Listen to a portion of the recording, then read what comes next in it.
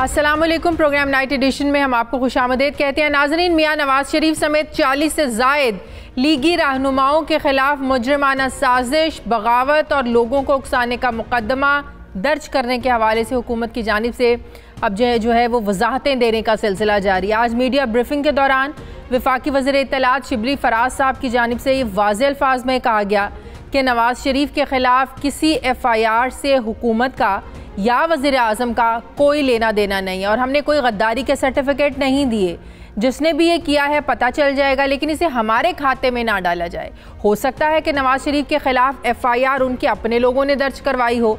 गुज़श्ता रोज़ वफाकी वज़ीर साइंस और टेक्नोलॉजी फवाद चौधरी की जानिब से ट्विटर पैगाम में कहा गया कि वज़ीर आज़म को इस FIR का कोई इल्म नहीं था। जब ये मामला वज़ीर आज़म के इल्म में लाया गया तो उन्होंने शदीद नापसंदीदगी का इजहार किया। फवाद चौधरी ने यह भी कहा कि हो सकता है कि किसी ने कार्रवाई डालने के लिए ऐसा किया हो। देखते हैं।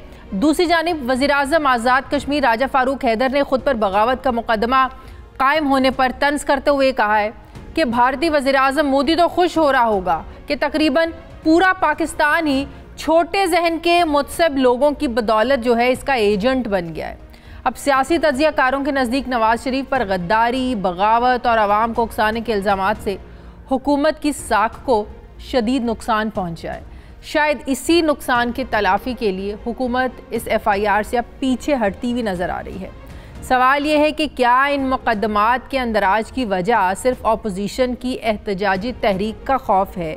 हुकूमत और अपोजिशन की इस लड़ाई के बारे में अवाम क्या सोच रहे हैं? सवाल ये है कि लीगी क़यादत के ख़िलाफ़ जो मुकदमात दायर हुए हैं, क्या इस इक़दाम से हुकूमत का जो बयानिया है क्या उसको नुकसान पहुँचेगा? दूसरी तरफ FIA के साबिक़ डायरेक्टर जनरल बशीर मेमन की जानिब से सहाफ़ी मतीउल्लाह जान को एक इंटरव्यू दिया गया। मीडिया रिपोर्ट के मुताबिक इस इंटरव्यू में ख्वाजा आसिफ के केस के हवाले से पूछे गए सवाल के जवाब में बशीर मेमन ने बताया कि ख्वाजा आसिफ उस वक्त वज़ीर दिफा थे और दुबई की एक कंपनी से तनख्वाह हासिल करने पर आइन की दफ़ा 6 के तहत गद्दारी का पर्चा करवाने का कहा गया, जिसकी इंक्वायरी करने का हुक्म कैबिनेट ने दिया था। ताहम उनके खिलाफ कोई सबूत नहीं मिला। फिर उनका ये कहना था कि मैंने उम्रे पर जाने के लिए छुट्टी ली हुई थी, उससे 2 रोज़ पहले मुझे वज़ीर आज़म के दफ्तर में बुलाया गया जहां उनके प्रिंसिपल सेक्रेटरी भी मौजूद थे, जबकि मैं अपने साथ अपने एडिशनल डायरेक्टर को लेके गया था। इजलास में के इलेक्ट्रिक की बदहाली पर बात हुई, जिस पर मैंने कहा कि के इलेक्ट्रिक पर सुई सदरन के 87 अरब रुपए वाजिबुल अदा है, लेकिन ये कहा गया मुझे कि अबराज ग्रुप तबाह हो गया है और FIA ने उनके खिलाफ तहकीकात करके बहुत गलत किया है। एक सवाल के जवाब में बशीर मेमन ने वज़ीर आज़म का नाम लिए बगैर ये कहा कि उन्होंने के इलेक्ट्रिक का कई मरतबा जिक्र किया और कहा कि आपने इससे तबाह कर दिया है। बशीर मेमन के इंकशाफात की रोशनी में अब सवाल ये है कि क्या PTI की हुकूमत भी माजी की हुकूमतों के नक्शे कदम पर चलते हुए इदारों को सियासी इंतकाम और नवाजने के लिए इस्तेमाल कर रही है या करना चाहती है? मुझे ज्वाइन किया है इसी पर बात करने के लिए तहरीक इंसाफ की रहनुमा वज़ीर ममलिकत बराए माहौलियात ज़रताज गुल साहिबा ने। अस्सलाम वालेकुम, बहुत बहुत शुक्रिया ज़रताज गुल साहिबा। ज़रताज गुल साहिबा, नून लीग की क़यादत पर नून लीग के लोगों पर मुकदमात, गद्दारी के मुकदमात, बगावत के मुकदमात, लोगों को उकसाने के मुकदमात, इस पर भी मैं आपसे बात करूंगी। लेकिन सबसे पहले जो मैं चीज़ डिस्कस करना चाहती हूँ वो ये कि PTI की हुकूमत तहरीक इंसाफ का ये इल्ज़ाम माजी में पिछली हुकूमतों पर रहा है कि पिछली हुकूमतें इदारों के सरबराहान को अपने ज़ाती मफाद के लिए, अपने मकासद के लिए इस्तेमाल करती रही हैं। अगर आपने आज साबिक़ DG FIA बशीर मेमन साहब का इंटरव्यू देखा हो जो उन्होंने मतीउल्लाह जान साहब को दिया है, जिसमें उन्होंने ये कहा है, जिसमें उन्होंने ये बातें की हैं कि मुझे कहा गया कि मरीम नवाज़ के सोशल मीडिया के सेल पर दहशतगर्दी का मुकदमा दर्ज किया जाए क्योंकि सोशल मीडिया पर खातून अव्वल की तस्वीर जारी की गई थी। लेकिन वो कहते हैं मैंने कानूनी नुक्ता उठाया कि इस पर किस कानून के तहत भाई दहशतगर्दी का मुकदमा दर्ज हो सकता है। फिर कहा गया कि ख्वाजा आसिफ के ख़िलाफ़ भी मुझे कहा गया कि आइन की दफ़ा 6 के तहत जो है ना गद्दारी का पर्चा करवाने का कहा गया, जिसकी इंक्वायरी का हुक्म भी कैबिनेट ने दिया था, लेकिन वो कहते हैं उसके ख़िलाफ़ कोई सबूत नहीं मिला। तो बात यह है कि अब माजी में जो बयानिया तहरीक इंसाफ की हुकूमत वज़ीर आज़म साहब अपनाते रहे हैं, अगर इनका इंटरव्यू देखा जाए तो तासुर ये मिलता है कि आप लोगों ने भी शायद वही काम करने हैं या करना चाहते हैं जो माजी की हुकूमतों ने किए, जो इल्ज़ाम और जो बयानिया रहा है आप लोगों का। थैंक यू शायद, thank you for inviting me. सबसे पहली बात तो ये कि हमारी इंतहाई क्लीन गवर्नमेंट है। हमारी गवर्नमेंट की जो डिसीजन होती है वो जो कलेक्टिव विजडम होती है उस सब कैबिनेट में होते हैं, और कैबिनेट के सामने जो भी पाकिस्तान के बारे में, चाहे वो सिक्योरिटी हो, इंटरनल हो, आउट कोई ऐसे सिक्योरिटी थ्रेट्स हों या कोई ऐसा फोरम हो जिसके बारे में या कोई डिसीजन मेकिंग हो या पॉलिसी मेकिंग हो, वो किए जाते हैं। और उसमें हमारी जो कैबिनेट है उसके अंदर जो पब्लिक इंटरेस्ट के जो इनिशिएटिव होते हैं उसके बारे में बात की जाती हैं, और तमाम जो मिनिस्टर्स होते हैं वो यहाँ पे डेमोक्रेसी है, यहाँ पे तमाम वज़रा अपनी आरा का इजहार करते हैं और वो डिफर भी करते हैं, वो डिसेंटिंग नोट्स भी लिखवाते हैं, और जो उनको लगता है कि ये ठीक है या गलत वो बताते हैं। इजहार राय का उनको मुकम्मल आज़ादी होती है, किसी के ऊपर कोई कदगन और कोई पाबंदी नहीं होती। हम पर्सनलाइज किसी को डिस्कस नहीं करते हैं जब तक कि हमारे सामने कैबिनेट का एजेंडा ना आए। मैं किसी मेमन शेमन के इंटरव्यू को मैंने नहीं देखा हुआ कि उन्होंने क्या इंटरव्यू दिया हुआ है। कोई अपनी पोस्ट के ऊपर ना रहे, बाद में वो अपने ग्रीवेंसेस, ग्रजेस, जो मर्जी वो बयान कर ले, उसके कोल फैल का वो शख्स खुद जिम्मेदार है।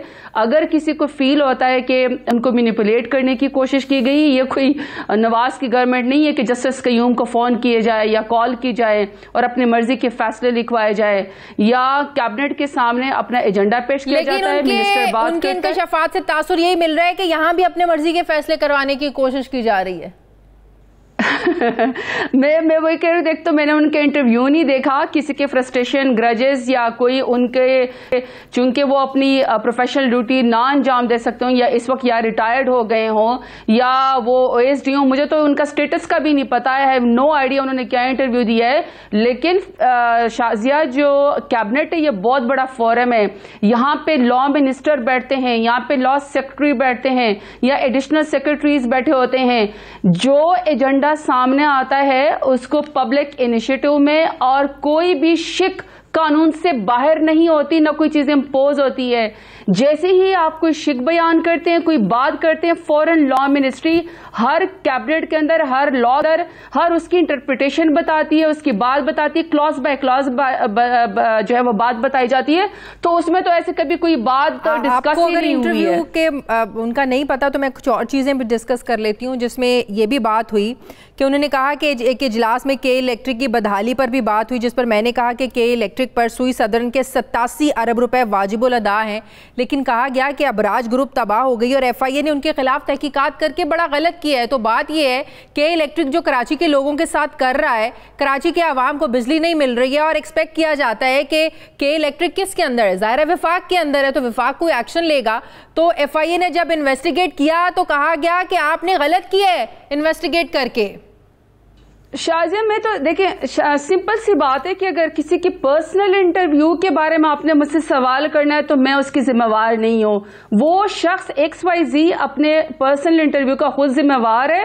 एज गवर्नमेंट मैंने आपका जवाब देना बनता है, आप गवर्नमेंट में हैं। अगर आप लोगों के बारे में कोई इल्ज़ाम लगा रहा है, आप लोगों की हुकूमत के ऊपर कोई इल्ज़ाम लगा रहा है कि आपने दबाव डालकर कोई फैसले करवाने की कोशिश की या अपनी मर्जी से काम करवाने की कोशिश की, तो मेरा ख्याल है आप लोगों से ही सवाल करना बनता है और आप लोगों का ही जवाब देना बनता है। सिटिंग गवर्नमेंट है ना। शाजिया, मैं आपको बार बार एक ही बात कर रही हूँ कि एक तो यह कि मैंने ये इंटरव्यू नहीं देखा, मैं किसी ऐसे शख्स के इंटरव्यू को जानती नहीं हूँ।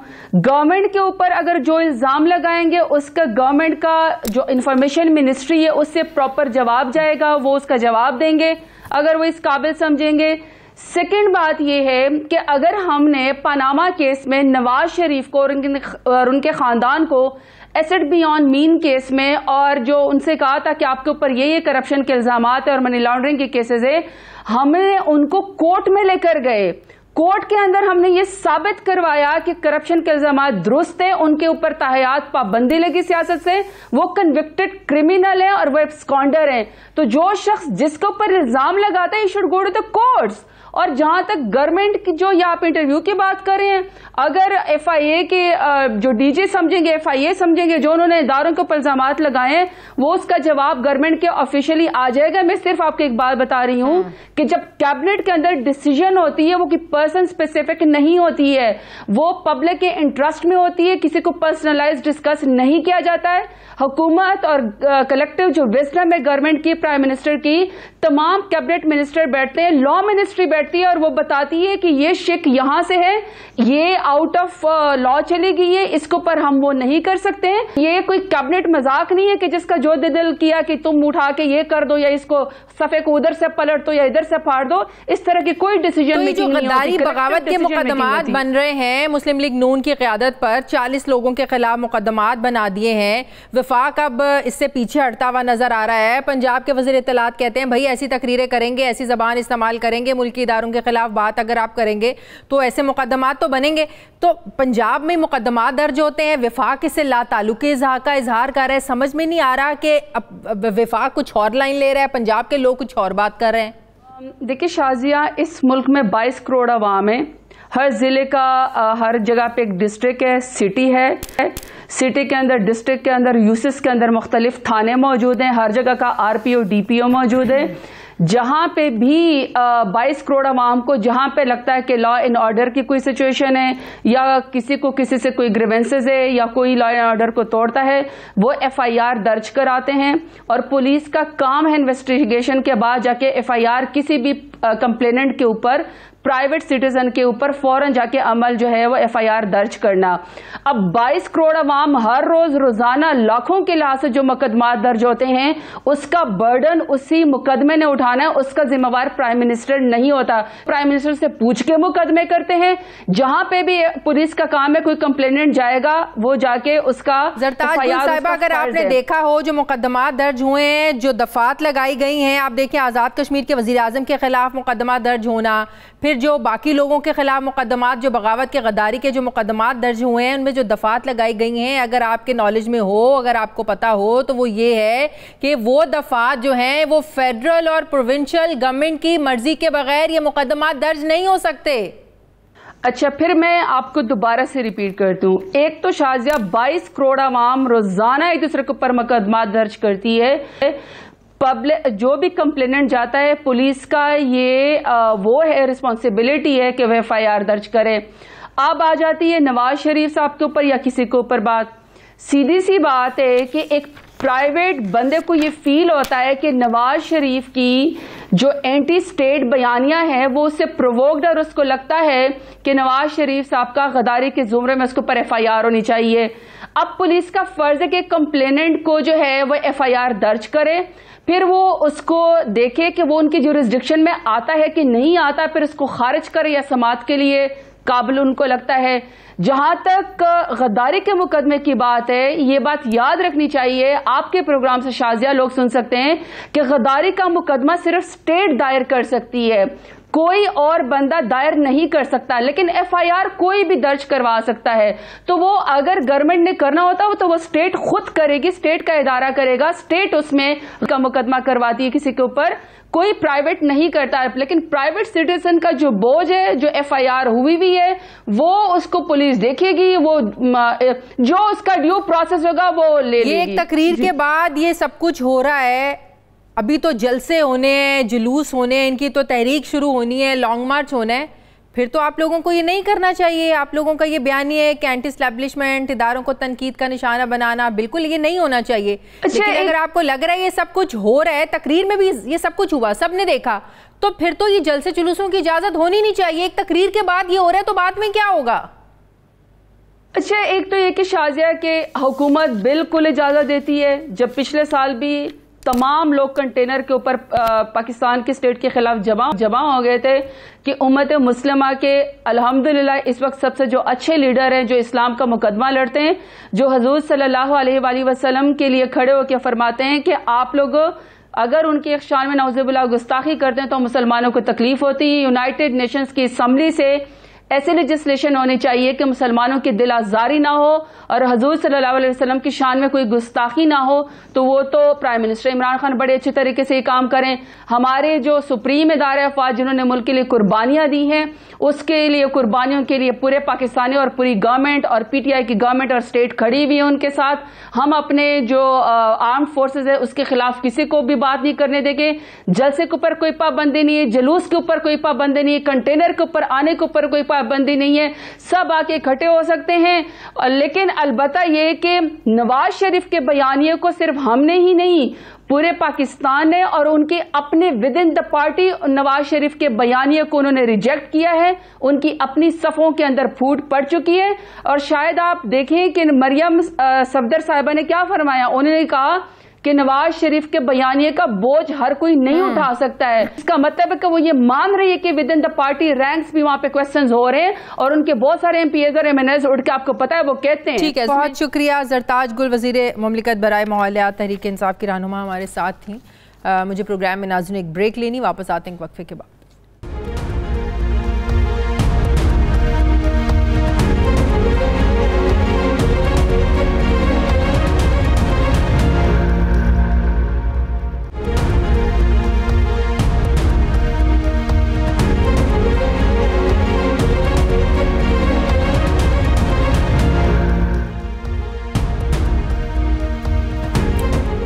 ब्रेक के बाद एक बार फिर से आपको खुशामदीद कहते हैं। मुझे ज्वाइन किया है सीनियर सहाफ़ी तज्ज़ियाकार सलीम साफ़ी साहब ने। अस्सलाम वालेकुम, बहुत बहुत शुक्रिया साफ़ी साहब आपका। साफ़ी साहब, नवाज़ शरीफ और उनके 40 साथियों पर गद्दारी के मुकदमात का दर्ज होना, अब वफाक से लाताल्लुकी का इजहार कर रहा है। फवाद चौधरी साहब ने अपनी ट्वीट में कल कहा कि वज़ीर आज़म को तो इसका इल्म नहीं था, उन्हें जब पता चला उन्होंने तो नापसंदीदगी का इजहार किया। ये कोई पहली बार हमारे मुल्क में नहीं हो रहा। साफ़ी साहब, आप भी तारीख को बेहतर जानते हैं, लगता है माजी से हमने कभी कोई सबक सीखा ही नहीं है। बीबी शहीद को देख लें, अब नून लीग पर गद्दारी के मुकदमात, ये कहानी कहाँ जाकर रुकेगी, क्या अंजाम होगा? एक तकरीर के बाद ये सब कुछ हो रहा है, तो अभी तो तहरीक चलनी है, लॉन्ग मार्च होने हैं, जलसे जुलूस होने हैं, होगा क्या?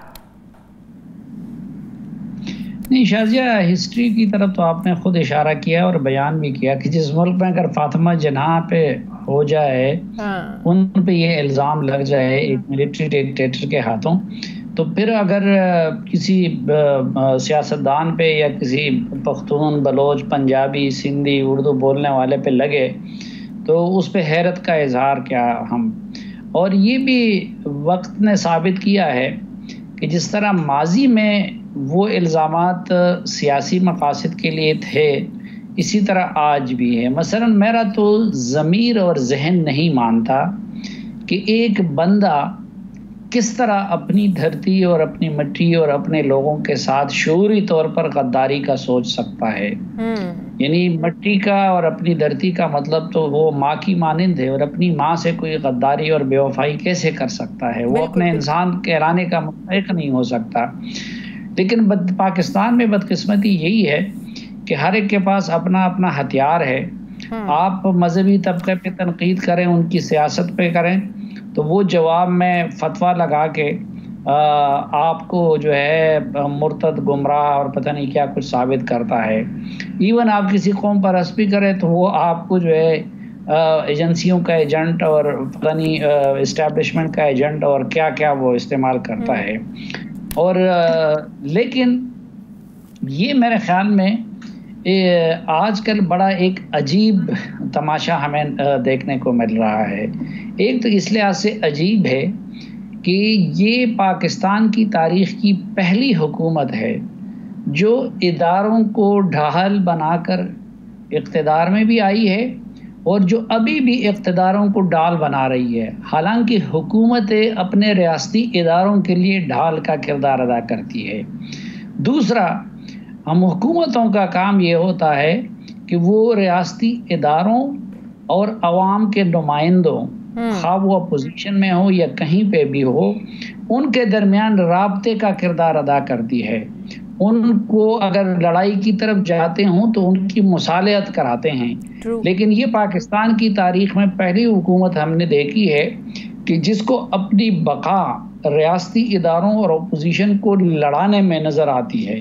आपने देखा हमारे यहाँ जो लूली लंगड़ी जमहूरी हुकूमतें रही है, मसलन गिलानी साहब ने भी ये काम किया है कि कई मरतबा अपोजिशन को और इस्टेब्लिशमेंट को आमने सामने बिठाया है, कभी पार्लियामेंट में कभी पार्लियामेंट से बाहर। आपने देखा कि नवाज शरीफ साहब ने भी APS के बाद हत्ता कि अपने इमरान खान साहब जैसे सियासी मुखालिफिन को भी इस्टेब्लिशमेंट के साथ एक मेज़ पे बिठाया। तो ये एक पहली हुकूमत है कि जो शऊरी तौर पर दिन रात इदारों को और अपोजिशन को लड़ाने की कोशिश कर रही है। मसलन आपने देखा कि इस सब कुछ के बावजूद एक्सटेंशन के मामले पे पीपल्स पार्टी ने भी वोट दिया और मुस्लिम लीग नून ने भी वोट दिया, और मुस्लिम लीग नून सिर्फ शहबाज शरीफ और इस तरह के लोगों ने नहीं, बल्कि वो मियां नवाज शरीफ का फैसला था और उनके कहने पे दिया।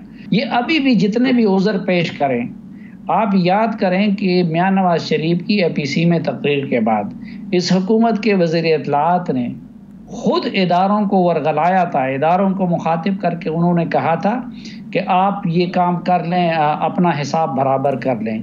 फिर इसकी साफी साहब, हुकूमत को वाकई इस ऑपोजिशन की तहरीक का कोई खौफ है, इन जलसों का, लॉन्ग मार्च का वाकई कोई खौफ है कि अब लग रहा है इस कश्मकश में आम आवाम के मसाइल तो बहुत कहीं दूर चले गए हैं? लगता है कि इस हुकूमत का मकसद ही सिर्फ ये है ऑपोजिशन ऑपोजिशन और ऑपोजिशन को मुकदमात में किस तरीके से फंसाना है, ऑपोजिशन को प्रेशराइज किस तरीके से करना है? Is it true? देखें, ये हुकूमत पहले दिन से हद से ज़्यादा खौफजदा है। एक तो इस हुकूमत को अपने आने का पस मंज़र मालूम है, अगर किसी और को नहीं तो खान साहब तो बेहतर जानते हैं ना कि मेरी पार्टी किस तरह बनाई गई है और मुझे इलेक्शन किस तरह जतवाया गया है।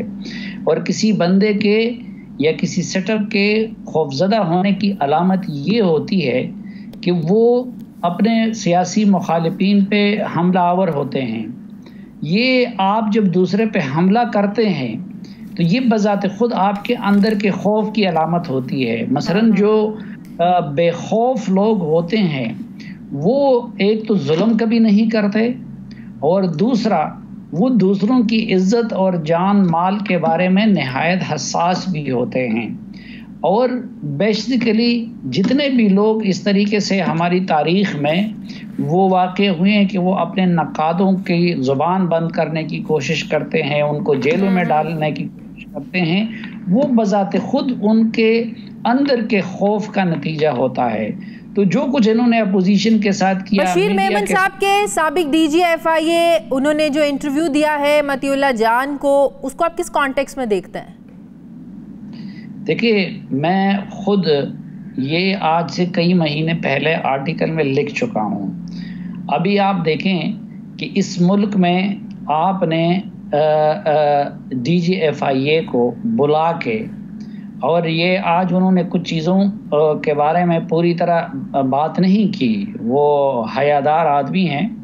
मसलन ये मैं पहले लिख चुका हूँ कि इन्होंने बुलाया बशीर मेमन साहब को, और बशीर मेमन आज़म खान साहब इनके साथ दफ्तर में बैठे थे, और इन्होंने बशीर मेमन साहब से कहा कि ये मरियम नवाज़ और उनके साथ प्रेस कॉन्फ्रेंस में जितने लोग बैठे थे जज अरशद मलिक के ख़िलाफ़, आप उनके ख़िलाफ़ आर्टिकल 6 का मुकदमा बनाएं। तो बशीर मेमन साहब ने उनसे कहा कि प्राइम मिनिस्टर साहब, आर्टिकल 6 बहुत बड़ी चीज़ है और कोई बुनियाद नहीं बनता कि मैं उनके ख़िलाफ़ मुकदमा बनाऊं। आखिर में जब इन्होंने बहुत ज़्यादा उनको तंग किया तो उन्होंने आखिर में उनसे कहा कि सर, हमारे इदारे ने उसके फॉरेंसिक भी किए और सब कुछ किए हैं, तो घंटों की वीडियो अरशद मलिक की हमारे पास पड़ी है, और उसको अंदर करने की बजाय आप मुझे कह रहे हैं कि मैं उनको अंदर कर लूं। तो उन्होंने इनके फ़ायदे के लिए कहा कि जी कल जब मामला आला अदालतों में जाएगा तो वो सारा मामला निकलेगा उस वीडियो का, और उसका जो है आपको और खुद अरशद मलिक को और इन लोगों को बड़ा नुकसान होगा। तो जब वो नहीं हुआ तो फिर इन्होंने कहा कि अच्छा, ये ख्वाजा आसिफ और एहसान इकबाल के खिलाफ तो आर्टिकल का मुकदमा बनाओ। तो उन्होंने कहा सर किस बुनियाद पे? तो उन्होंने उनसे कहा कि इन दोनों के पास अकामे थे, और एक इंटीरियर मिनिस्टर था और दूसरा वो था। तो उन्होंने उसका भी कहा कि सर आर्टिकल 6 मजाक नहीं है और इस बुनियाद पे हम उनके खिलाफ नहीं कर सकते। तो उसकी तो उनको सजा दी गई। अब दूसरी तरफ आप देखें कि वक्त ने साबित किया कि खुद उसकी काबीना में कोई अमरीकी सिटीजन बैठा है, उनके मुशीरान खास में, कोई बरतानिया का सिटीजन है, कोई किसी और मुल्क का सिटीजन है। तो ये भी उस वक्त बशीर मेमन साहब ने उनकी तरफ इशारा किया था कि सर आपके लिए मुश्किल बन जाएगा, हमारे पास जो चीजें हैं तो यहाँ पे और फिर आप देखें कि के इलेक्ट्रिक कराची में अवाम का क्या हाल कर रहा है। अब ज़ाहिर है के इलेक्ट्रिक फेडरल के अंडर है, फेडरल अगर कोई चाहे कार्रवाई कर सकता है, किसी और कंपनी को कॉन्ट्रैक्ट दे सकता है। बशीर मेमन साहब ने अपने इंटरव्यू में ये भी कहा कि जब मैंने कहा कि सुई सदरन के 86 अरब रुपए वाजिबुल अदा हैं के इलेक्ट्रिक ने देने हैं, तो उन्हें कहा गया कि आपने जो इन्वेस्टिगेट किया है, तहकीकात का आगाज़ किया है, अबराज ग्रुप तबाह हो गई है। मतलब कि FIA को ये भी कहा गया आपकी वजह से, इन्वेस्टिगेशन की वजह से अबराज ग्रुप तबाह हो गई है।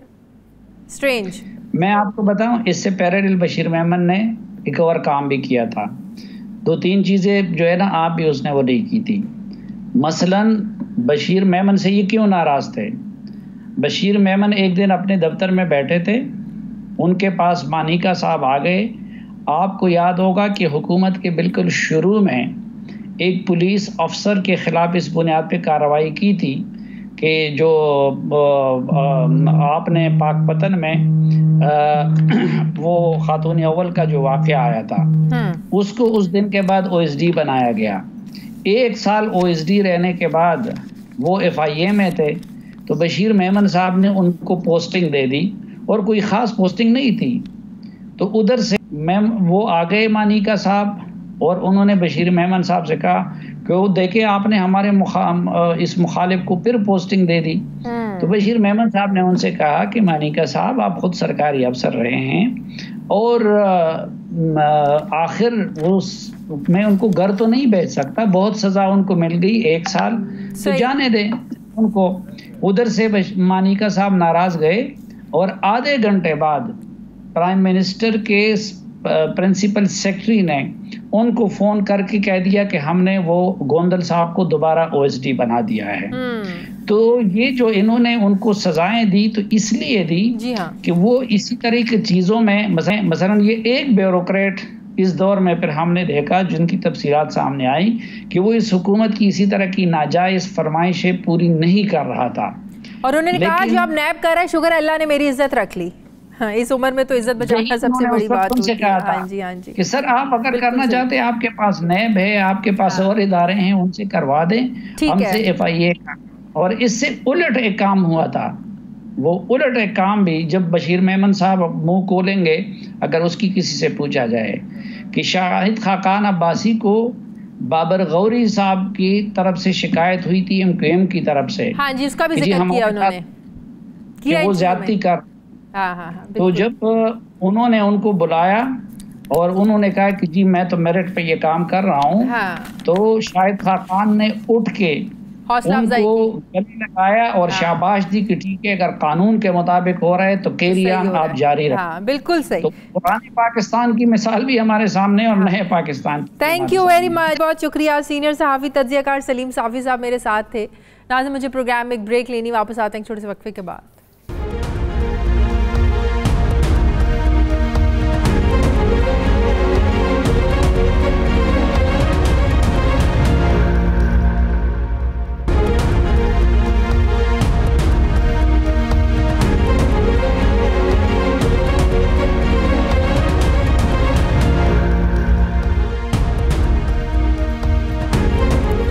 ब्रेक के बाद एक बार फिर से आपको खुशामदीद कहते हैं। नाज़रीन, हुकूमत ने गाड़ियों के लेन देन के कारोबार को भी दस्तावेजी बनाने का आगाज़ किया है।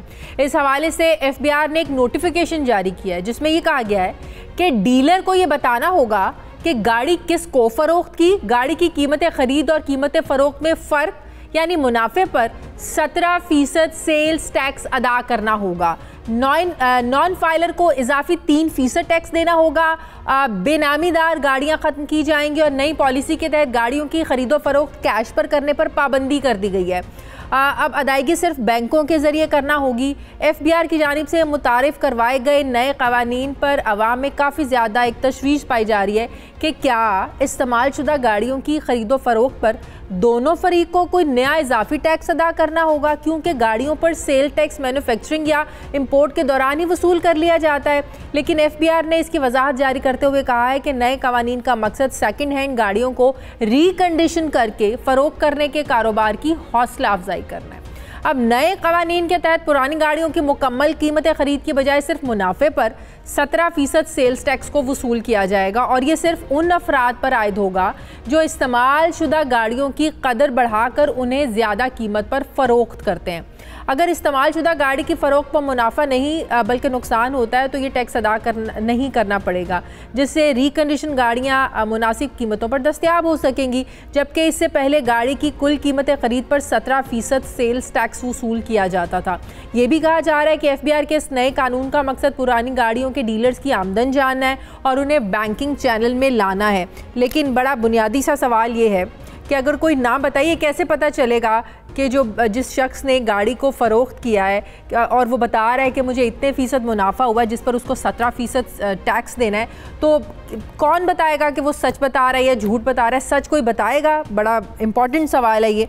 इसमें मैं बात करूँगी, मैंने प्रोग्राम में बुलाया है आज chairman all Pakistan car dealers association HM Shahzad को। अस्सलाम वालेकुम, बहुत शुक्रिया शहजाद साहब आपका। शहजाद साहब, ये जो FBR ने नया एक SOR जारी किया है जिसमें कहा गया है कि सेकंड हैंड गाड़ियों को की ख़रीदो फ़रोख्त पर मुनाफे पर 17% सेल्स टैक्स आयद किया जाएगा।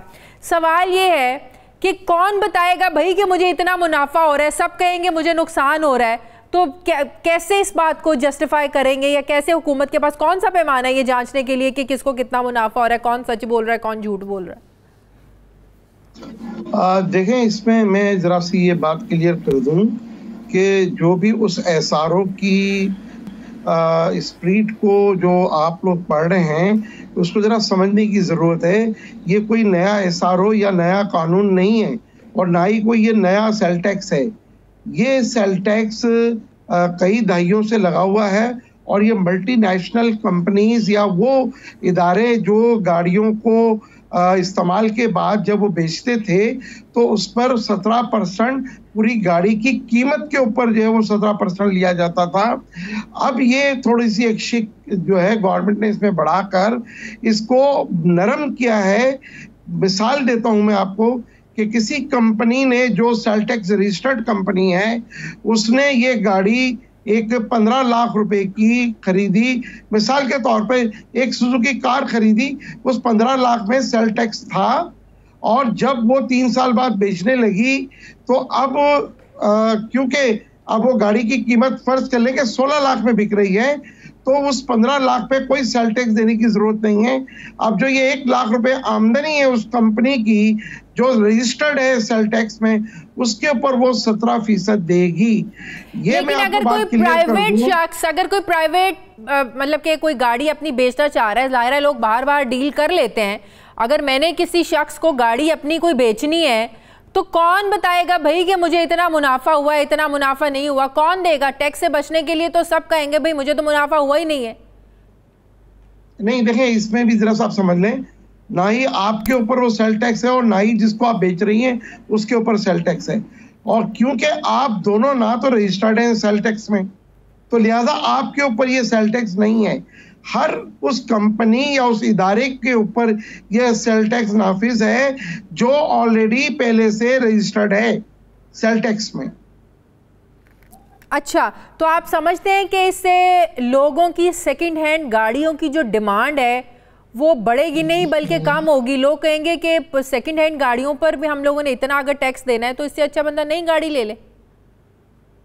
नहीं, देखें, इसमें मैं आपको वेरी क्लियर कर दूं कि जो भी गाड़ी नई हम कंपनी से, लोकल असेंबलर से खरीदते हैं, वो सेल टैक्स और मुख्तलिफ टैक्सेस देने के बाद उसकी कीमत का तयन होता है, और आवाम वो गाड़ी खरीदती है उसमें सेल टैक्स इंक्लूड होता है। और इसी तरह जो बाहर से गाड़ियां यूज आए या नहीं आए, जब वो कस्टम ड्यूटी दे रहे होते हैं तो उसके मुख्तलिफ टैक्सेस के साथ सेल टैक्स भी दे दिया जाता है। तो देखें, एक मुल्क के अंदर डबल टैक्सेस नहीं हो सकते। ये फार्मूला जो बनाया गया है, ये फार्मूला सिर्फ और सिर्फ उस गाड़ी के ऊपर, मतलब कि आपने खरीदना है तो भी आपने टैक्स देना है, आपने उसको सेल करना है तो भी आपने उसको टैक्स देना है। लेकिन वो रजिस्टर्ड लोगों के लिए, आपके और मेरे लिए नहीं है ये बात। रजिस्टर्ड कहाँ पे? जो फाइलर है, टैक्स फाइलर है, सेल्स टैक्स, जो सेल टैक्स में रजिस्टर्ड है, बड़े इदारे हैं, बड़ी कंपनी है, मल्टीनेशनल कंपनियां हैं। अच्छा, ये उन लोगों के ऊपर है, आम पब्लिक के ऊपर ये नहीं है। अच्छा। देखें, FBR की वजाहत भी आई है, उसमें वेरी क्लियर लिखा है कि आम लोगों के लिए ये नहीं है, और ना ही ये उन लोगों के ऊपर है जो सेल टैक्स में रजिस्टर्ड नहीं है। ठीक है, बहुत बहुत शुक्रिया chairman of car dealers association HM Shahzad मेरे साथ थे, बहुत शुक्रिया आपका। मुझे प्रोग्राम में एक ब्रेक लेनी, नाज़रीन वापस आते हैं छोटे से वक्फे के बाद।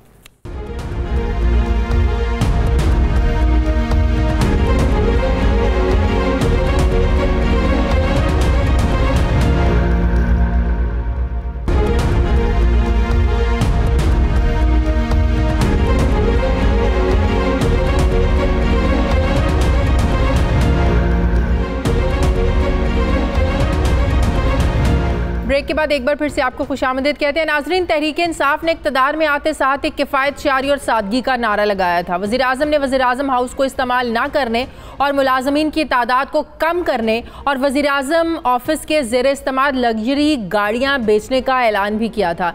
इनमें से चंद एक पर अमल दरामद भी हुआ, लेकिन सादगी की दावेदार हुकूमत की जानिब से अरबों रुपए मालियत की 33 बुलेट प्रूफ लग्जरी गाड़ियां इस्तेमाल करने के हवाले से एक हैरान कुन इंकशाफ हुआ है।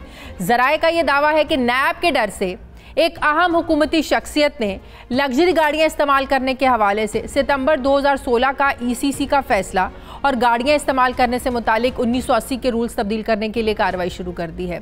अब हुकूमती शख्सियत ने यह कोशिश क्यों की, इस बारे में ज़राए का यह दावा है कि 2016 में मुस्लिम लीग नून की हुकूमत ने सार्क समिट की वजह से वजारत खारजा के लिए 33 लग्जरी गाड़ियाँ ख़रीदी थी। ECC में यह फैसला हुआ कि ये गाड़ियाँ सिर्फ गैर मुल्की शख्सियात के लिए इस्तेमाल हो सकेंगी। वजारत दाखिला ने इस हवाले से बाकायदा नोटिफिकेशन भी जारी किया, लेकिन सिर्फ नून लीग के दौर में ही ये गाड़ियाँ ECC के फैसले और वजारत दाखिला के नोटिफिकेशन के बरखिलाफ 6,60,000 किलोमीटर से ज़ायद इस्तेमाल हुई, जिस पर साबिक वज़ीर आज़म नवाज शरीफ और शाहिद खाकान अब्बासी और दीगर सरकारी अफसरान के खिलाफ नैब ने तहकीकात मुकम्मल करके अब रेफरेंस भी तैयार कर लिया है। ज़राए का यह भी दावा है कि यही 33 बुलेट प्रूफ लग्जरी गाड़ियाँ पाकिस्तान तहरीक इंसाफ के दौरे हुकूमत में भी हज़ारों किलोमीटर खिलाफ ज़ाब्ता इस्तेमाल हुई हैं, जबकि हुकूमत ने नैब से इन गाड़ियों को इस्तेमाल करने की इजाज़त भी मांगी, लेकिन नैब ने खिलाफ ज़ाब्ता इजाज़त देने से इनकार कर दिया। सवाल यह है कि जिस तरह साबिक वज़ीर आज़म और अफसरान के खिलाफ नैब ने रेफरेंस तैयार किया है, क्या मौजूदा हुकूमत के खिलाफ भी नैब जो है ऐसी कोई कार्रवाई करेगा या करने जा रहा है? और हुकूमती शख्सियत की जानिब से इस केस से बचने के लिए जो इक़दाम किए जा रहे हैं, क्या वो वाकई कामयाब हो जाएंगे? मैं बात करूंगी, मुझे ज्वाइन किया है इस्लामाबाद के ब्यूरो चीफ सुहेल इकबाल भट्टी ने। बहुत शुक्रिया। अस्सलाम वालेकुम सुहेल आपका। सुहेल, बड़ी हैरानगी हुई ये सारी स्टोरी पढ़ के कि नून लीग की हुकूमत ने इन 33 बुलेट प्रूफ गाड़ियों को जिन्हें इस्तेमाल किया खिलाफ ज़ाब्ता, PTI भी वही काम कर रही है। तो बजाय इसके कि आप रूल्स को फॉलो करें, मौजूदा हुकूमत ECC के फैसले और 1980 के जो कवायद व ज़वाबित हैं उन्हीं को तब्दील करने का सोच रही है। देखिए, बिल्कुल नैब कानून के मुताबिक नैब इस मामले का नोटिस ले सकती है, और मेरे इतलात के मुताबिक अब तक जितनी नैब इस मामले की तहकीकात कर चुका है, नैब की टीम ने बहुत एफिशिएंटली इस मामले की इंक्वायरी की है, और नैब टीम की मेहनत के बाद इसका जो रेफरेंस है वो तैयार हो चुका है। और मेरी इतलात के मुताबिक आइंदा हफ्ते एग्जीक्यूटिव बोर्ड की मीटिंग में ये रेफरेंस मंजूर हो सकता है। तो जब एक जानिब मुस्लिम लीग नून के दौर हुकूमत में जो गाड़ियाँ खरीदी गई, 33 गाड़ियाँ बुलेट प्रूफ ड्यूटी फ्री थी, अगर उनकी ड्यूटी फ्री होने के बावजूद तकरीबन वो 96 करोड़ रुपए उनके ऊपर खर्च आया कौमी ख़जाने से, जबकि मार्केट वैल्यू उनकी जो उन्हें टैक्स माफ़ किया गया, ड्यूटीज़ माफ़ की गई, वो 4 अरब रुपए से ज़ायद मालियत की गाड़ी हैं। और इतनी महंगी गाड़ियाँ हैं कि एक गाड़ी के टायर आपको 10,000 किलोमीटर के बाद तब्दील करने पड़ते हैं, और उसके 4 व्हील 52 लाख रुपए के हैं। अच्छा। मतलब इतनी महंगी गाड़ियों, उनके वेयर टेयर भी बहुत महंगी है। मामला ये है कि मुस्लिम लीग नून के दौर हुकूमत में इन गाड़ियों का तकरीबन कोई 6.5 से 7 लाख किलोमीटर चली, जिसके अंदर नैब ने सारा रिकॉर्ड हासिल किया और ये इस्टेब्लिश किया कि ये खिलाफ ज़ाब्ता इनका इस्तेमाल हुआ है, रूल में प्रोविजन नहीं थी। साबिक वज़ीर नवाज शरीफ साहब से कोट लखपत जेल में उनसे पूछगछ की गई। शाहिद खान अब्बासी को भी बुलाया गया और ग्रेड 22 के सीनियर तरीन अफसरान को इस मामले के अंदर मुल्जिम नामजद कर दिया गया है नैब की जानिब से। हमें ज़राए ने इस बात की तस्दीक की है, क्योंकि इंक्वायरी इन्वेस्टिगेशन मुकम्मल हो चुकी है। आने वाले दिनों में उनके नाम भी सामने आ जाएंगे। उसके बाद पाकिस्तान तहरीक इंसाफ की हुकूमत के दौर में भी ये गाड़ियाँ हज़ारों किलोमीटर चली हैं और वो भी उन्हीं खिलाफ ज़ाब्तों को पूरा किए बगैर चली हैं। अब अचानक बहुत ही उजलत के अंदर ये फैसला किया गया कि वो ICC का फैसला और वो रूल्स ऑफ कार यूज़ जो इसके अंदर आड़े आ रहे हैं उनको तब्दील कर दिया जाए। आपने भी वही गाड़ियां इस्तेमाल की जो कि मुस्लिम लीग नून के दौर में हुकूमत इस्तेमाल जाएगी। मौजूदा जो हुकूमत है क्या तब्दीली करने जा रही है रूल्स में? रूल्स ये थे 1980 के रूल्स थे, जिसके मुताबिक ये गाड़ियाँ जो वजारत खारजा ने मंगवाई ये एक मखसूस मकसद के लिए गैर मुल्की शख्सियात के लिए आप उनको इस्तेमाल कर सकते हैं। उसके बाद बहुत से दीगर मकासद के लिए गाड़ियाँ इस्तेमाल होती रहीं, खिलाफ ज़ाब्ता करार पाई। अब प्राइम मिनिस्टर ऑफिस ये गाड़ियाँ इस्तेमाल करना चाहता है, ऑलरेडी कर रहा है, लेकिन अब चूंकि उनको रूल्स के अंदर कवर नहीं है, उनको लीगली उनको प्रोटेक्शन देने की कोशिश की जा रही है कि नैब उसको हमें बुला ना ले। उसके बाद वफाकी वज़रा वजारत इस्तेमाल नहीं कर सकती, ईवान सदर इनको इस्तेमाल नहीं कर सकता। रूल्स में तरमीम करके VVIPs, प्राइम मिनिस्टर ऑफिस, ईवान सदर और वफाकी वजारतों को ये इजाज़त दी जा रही है कि आप भी इन गाड़ियों को इस्तेमाल कर सकते हैं। शायद इंटरेस्टिंग ये है, जब प्राइम मिनिस्टर ऑफिस के अंदर एक ऑक्शन हुई थी, ग्रैंड ऑक्शन, सरकारी गाड़ियों को नीलाम करने का फैसला हुआ था, आपको याद होगा, सादगी मुहिम अरूज पर थी। उनमें से 9 प्राइम मिनिस्टर ऑफिस के लॉन में लगाई गई थी। ये गाड़ियां इतनी महंगी थी कि कोई इनको खरीदने की जरूरत नहीं कर सका, क्योंकि उनके ऊपर ड्यूटी और टैक्स आपने पे करना था और एक गाड़ी 20 करोड़ 28 करोड़ रुपए तक की थी, तो कोई लेने को तैयार नहीं था। अब ये गाड़ियां वहां पर मौजूद हैं, इस्तेमाल हो रही हैं। रिसेंटली सबसे इंपॉर्टेंट चीज, कैबिनेट में इस मामले को डिस्कस कर लिया गया सोहेल? मेरी ज़राए के मुताबिक काबीना से इस मामले की मंजूरी हासिल कर ली गई है, चूंकि पहले ये मामला गया था प्राइम मिनिस्टर ऑफिस में। प्राइम मिनिस्टर ने असूली तौर के ऊपर इत्तफाक किया कि रूल्स तब्दील करने हैं। ICC का सितंबर 2016 का फैसला हमने तब्दील करना है, क्योंकि ये वो चीज़ें जो रुकावट आ रही हैं रूल्स के मुताबिक इन गाड़ियों के इस्तेमाल के हवाले से, और गाड़ियां हमने इस्तेमाल करनी है और गाड़ियां इस्तेमाल हो रही हैं, ज़राए का ये दावा है। और नैब ये रिकॉर्ड हासिल कर चुका है जो पाकिस्तान तहरीक इंसाफ के दौरे हुकूमत में ये गाड़ियां खिलाफ ज़ाब्ता इस्तेमाल हुई। लेकिन अब नैब देखना यह होगा कि जो इब्तदाई तौर के ऊपर रेफरेंस फाइल होने जा रहा है उसके अंदर तो पाकिस्तान तहरीक इंसाफ के दौरे हुकूमत को कवर नहीं किया गया।